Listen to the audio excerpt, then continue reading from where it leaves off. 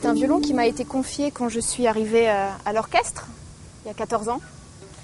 Et il a une histoire un peu particulière, ce violon. C'est un Villaume en parfait état, magnifique. Donc Villaume, c'est le plus grand luthier français.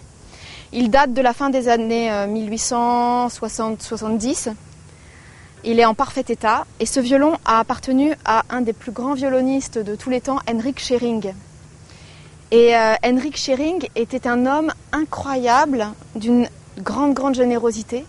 À chaque fois qu'il allait jouer dans un pays pauvre, avec des orchestres, il offrait des violons et des archers.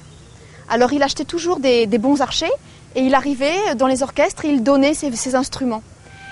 Et il a offert ce violon au prince Régnier III, donc il y a assez longtemps, pour être joué par les violoncellos de l'orchestre. Donc quand je suis arrivée, on m'a dit voilà, il y a ce beau violon, est-ce que tu voudrais jouer dessus? J'ai dit évidemment, bien sûr, et je ne l'ai plus jamais quitté.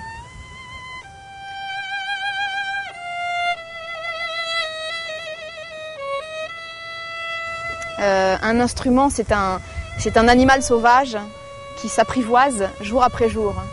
Et quand on a enfin réussi à dompter cet animal, on veut plus le quitter. Donc il m'a fallu à peu près 2 ans pour vraiment me sentir à l'aise avec ce violon. Et puis maintenant, il fait partie de mon corps. C'est mon 3e bras, comme je l'appelle.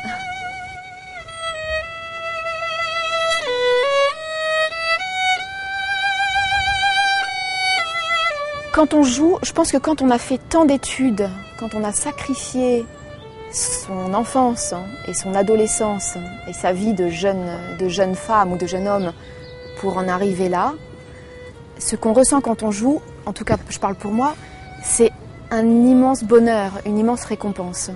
C'est que la vie de musicien, elle n'est pas facile. Le chemin pour arriver où on est là est semé d'embûches.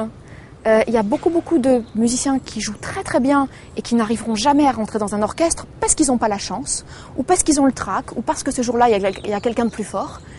Et quand on a la chance de faire partie d'un bel orchestre comme celui-ci, on doit remercier la vie à chaque instant, et surtout au moment du concert, se donner à fond et savourer le moment présent et la magie du moment. Parce que la musique, j'avais un ami qui me disait, être musicien, c'est être vendeur de rêves. Nous vendons du rêve et du bonheur aux gens. Et ce bonheur, pour le vendre, il faut l'avoir, il faut le ressentir. Donc quand je monte sur scène, quel que soit mon état d'esprit, ma santé, ma fatigue, les problèmes avec certains collègues, il y a toujours des problèmes. On laisse tout ça derrière, on rentre sur scène et on joue pour le public, pour le compositeur et pour soi-même et pour le groupe. Et ça, c'est du 100% bonheur. Pourquoi Monaco? Un concours de circonstances. Parce que un jour j'ai croisé un ami dans la rue qui m'a parlé de cet orchestre. Il venait de rentrer dans cet orchestre. Et il m'a dit, écoute, il y a une place de violon solo, tu devrais peut-être la présenter. Alors moi je me disais, mais c'est pas du tout fait pour moi, le métier d'orchestre. C'était pas du tout la vie à laquelle j'aspirais. Et puis je me suis un petit peu renseignée sur cet orchestre. Et puis j'ai vu que le directeur était Marek Janowski, donc un grand nom de la musique.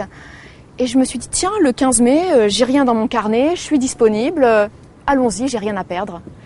Et puis c'est vrai que le Sud, ça fait quand même rêver.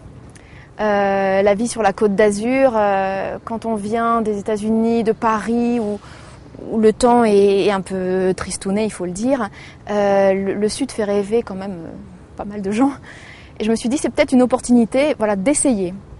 Je suis venue avant tout pour essayer, pour tester, pour sentir un peu l'atmosphère de cette région que je ne connaissais absolument pas.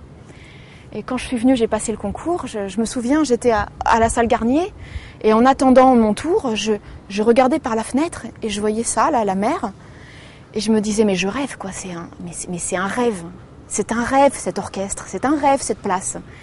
Et donc j'ai joué avec beaucoup de volonté et d'amour, et puis ça a marché. Le concours officialise l'arrivée d'un nouveau musicien. Un nouveau musicien, pour qu'il soit accepté par tous ses collègues, il doit avoir passé un concours et avoir réussi le concours.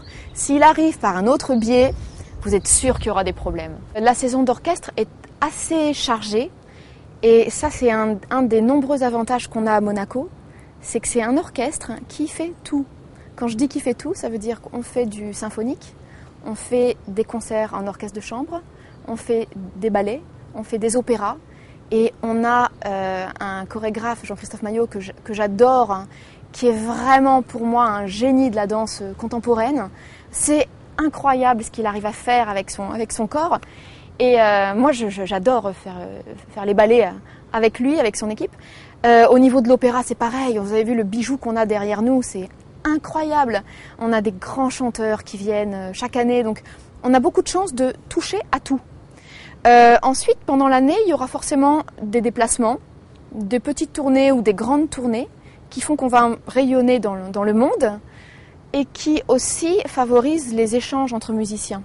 C'est qu'il faut des tournées pour que les musiciens apprennent à vivre ensemble, à se connaître, à partager des moments autres que les moments musicaux. Parce que c'est en partageant d'autres choses qu'on arrive ensuite à partager la musique.